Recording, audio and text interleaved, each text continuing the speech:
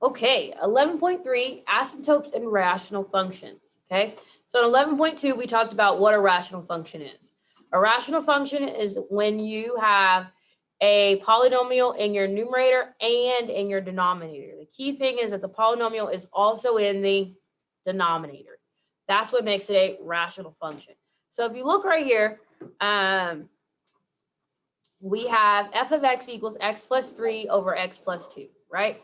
So with x plus 3 over x plus 2, I have a polynomial in the numerator, and I have a polynomial in the denominator. What we were working with in 11.2 was our parent function form and our transformation form, right? So we just had monomials in the denominator, in the numerator. But now, so when we graph, we could see our asymptotes and all these things, right? When you have an asymptote, a vertical asymptote, that is called what we call a discontinuity. So for this graph, there is a discontinuity right here because that's where our vertical asymptote is.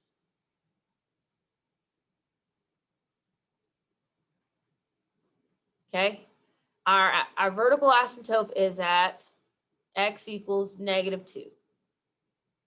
So we have a VA at x equals -2, okay? We also have a horizontal asymptote, which we're going to talk about a little bit later on how to identify those. But just from our previous section, we were able to identify that this is a horizontal asymptote, and we have a horizontal asymptote at y equals 1.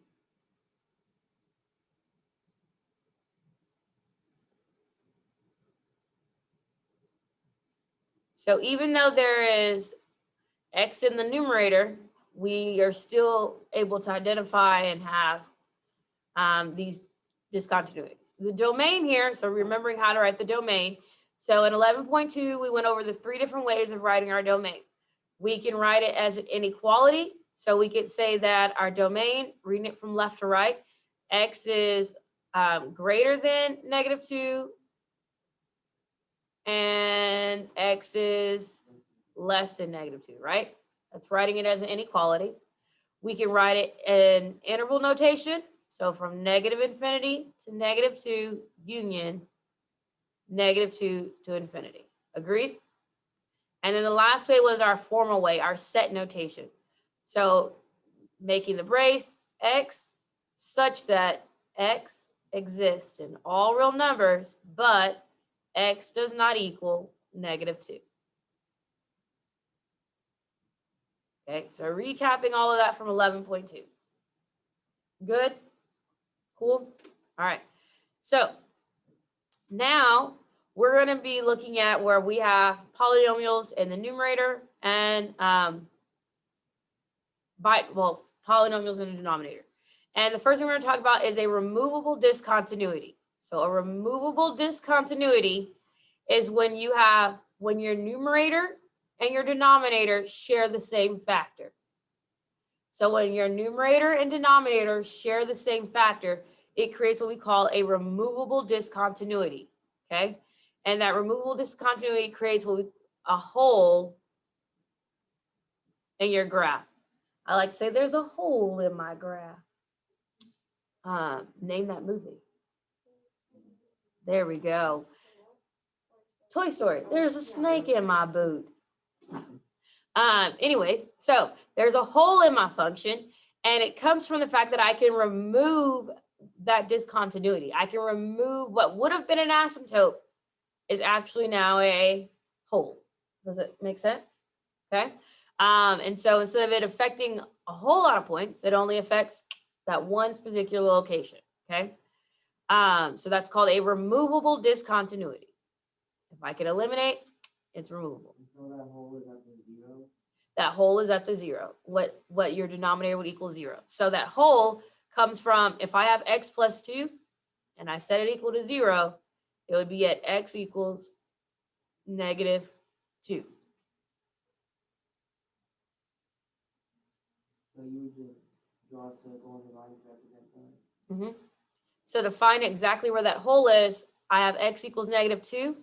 When I eliminate them, I'm just left with y equals x plus 3. So I would substitute in -2, and I get, what is the y? -2 plus 3, that gives me 1. So where's my whole at? My whole is at -2, +1.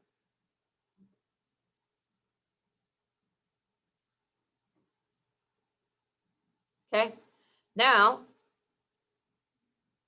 most commonly, your rational functions have non-removable discontinuity, and non-removable discontinuity means that the numerator and the denominator do not have a common factor, okay?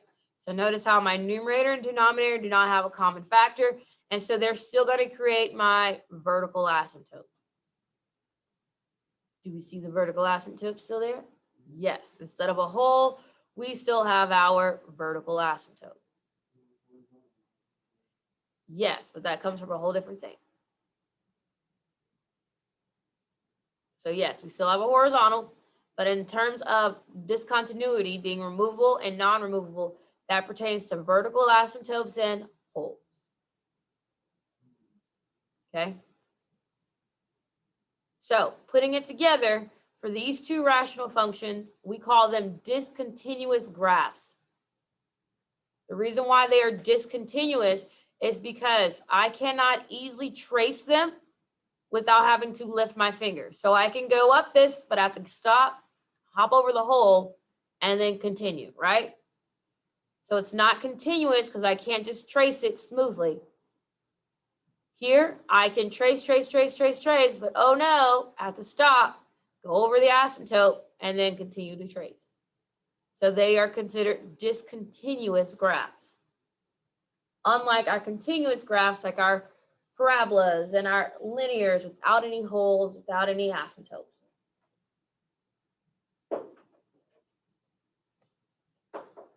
All right, so that's just kind of diving us into 11.3. Now, part A is taking a deeper look at vertical asymptotes. So we're going to look at it graphically, and we're going to look at it as a function, well, as an equation. So we have f of x equals a numerator divided by denominator. If they have no common factors, so that's the key thing, no common factors, then the graph has vertical asymptotes, right? If they have common factors, what did it create? A whole, a removable discontinuity. So as long as they have no common factors, then we create our vertical asymptotes. So looking at this graphically, are you comfortable identifying the vertical asymptote? Good. So I'm just drawing the line and I gotta move it. Exactly. Bam. There's my vertical asymptote. So my vertical asymptote is roughly at 1. Do we see that? So we have a VA at x equals 1.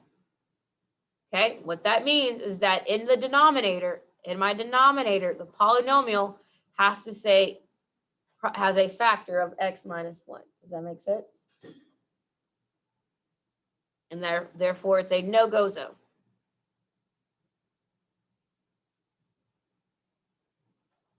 Okay. Now, this one has 2 asymptotes. So this one has 2 asymptotes. And the first one is at x equals -2 and at x equals 3. So that means that in my denominator, the factors are x plus 2 and x minus 3.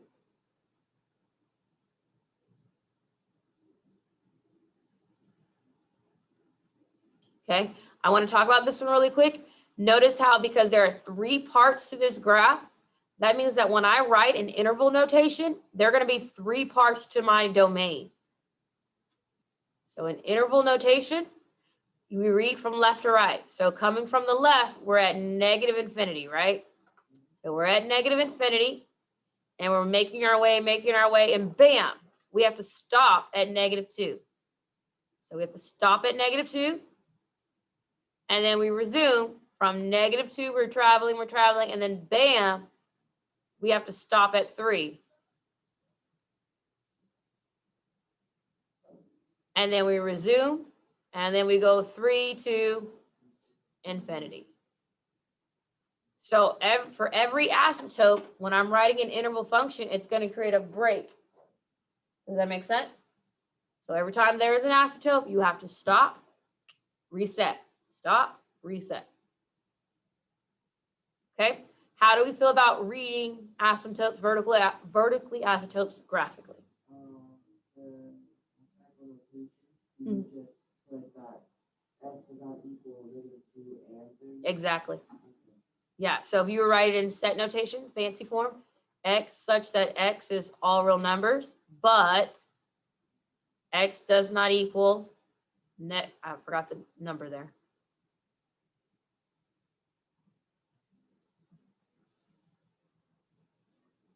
-2 and 3.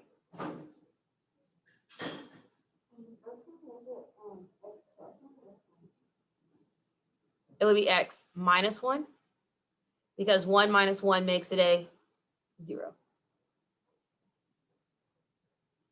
Okay? All right.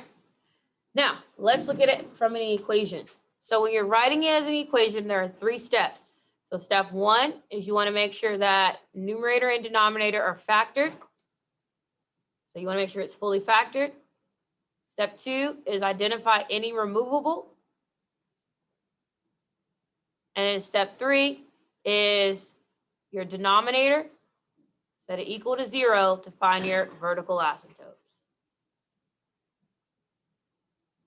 So pretty easy steps. My pen is writing really funny today, and I don't know why. Factored, removable. I think I need to change the tip. Okay, so first thing first, is it factored? Yes. Is there anything I need to remove? No.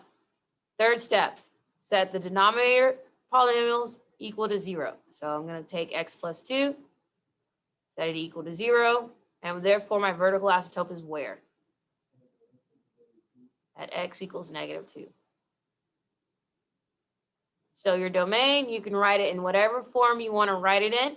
I'm going to be lazy. It's all real numbers, but x doesn't equal -2.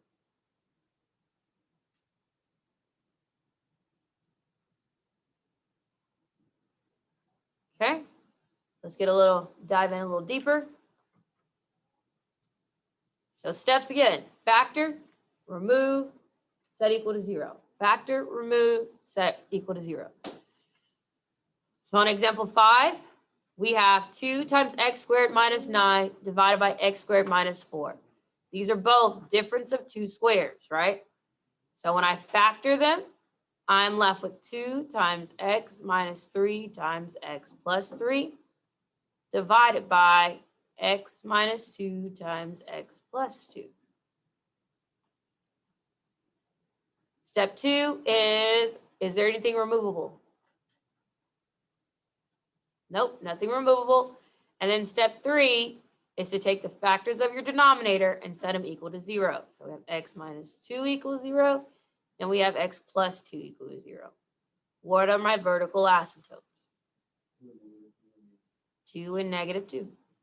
So we have x equals 2 and x equals -2. Your domain, so I'm going to practice writing it in interval. So interval, from left to right, I have -infinity to -2, stop, -2 to 2, got to stop, and then 2 to infinity.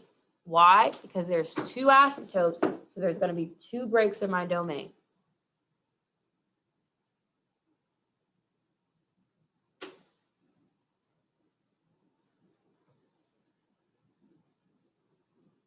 All right, on 6. So again, we're going to factor. This is sum of cubes. And so when I factor this, it becomes x plus 1 times x squared minus 1x plus 1 over x squared. Everything is fully factored. Is there anything I can remove? Nope. And step 3 is to take the denominator, set it equal to 0. Well, x squared equals 0 is just what? X equals 0. I only have one asymptote. So from negative infinity to 0, 0 to infinity.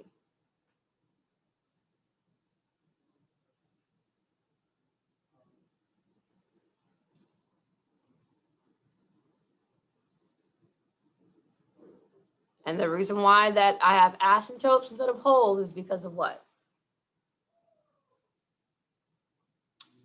They're not, the factors are not removable.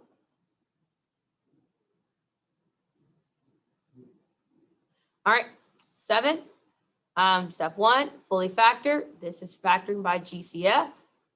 So we have 4 over x times x plus 3. 2, nothing's removable.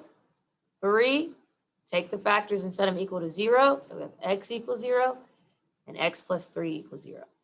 So where are my vertical asymptotes? X equals 0 and x equals -3. So my domain is all real numbers, but x does not equal 0 and -3.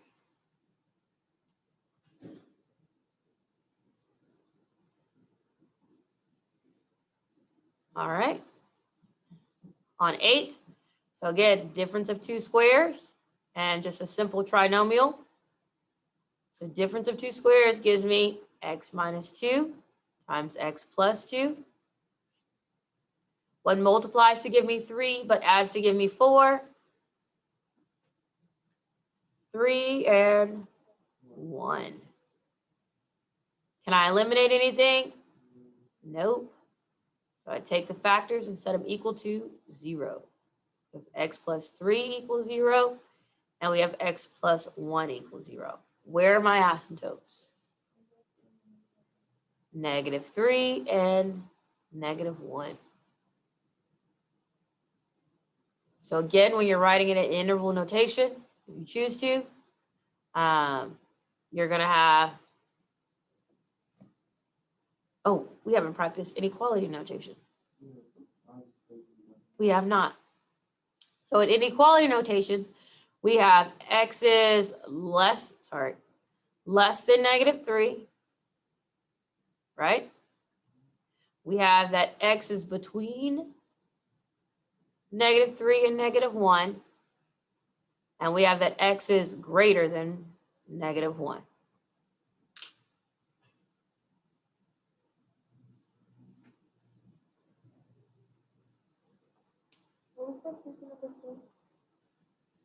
Huh?